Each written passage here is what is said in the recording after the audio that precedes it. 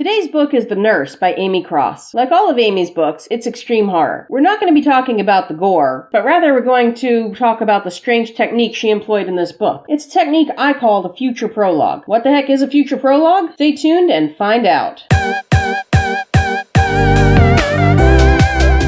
Hi there, I'm Devlin Blake, writing and creativity coach who helps you get the best life by writing your best book. Welcome to BookBeat, where I review and analyze books and occasionally some book-related products or movies to show you what makes them great or not so great. Let's get started. If you're an active fiction reader, which of course you need to be if you want to write it, then you've probably seen quite a few prologues, and let's face it, a lot of them are really bad. You know a prologue is bad because A, it's boring, and B, if you remove it from the story still makes perfect sense. You don't need those type of prologues. The Nurse has a prologue that almost falls into that category. I'm not saying it's boring, because it certainly isn't, but I am saying the story still makes sense if you take it out, and here's why. Instead of being something that happened years ago, it takes a scene from later on in the book, almost towards the end, and puts it in the beginning. Then when the story actually starts, it starts today, or rather, a while ago. In this way, we get the promise of the horror to come, even though the build-up itself is slow. This is actually a fairly new technique in fiction books, but it's an older technique borrowed from TV. In older TV series, they'd have a scene from an upcoming episode, followed by the theme song, and then a commercial. Now this technique has migrated over to books, about 20, 30, maybe even 40 years after the fact. Even movies started doing it, starting a movie with some clips of something near the end, and jumping backward into the action. So does this make the book better?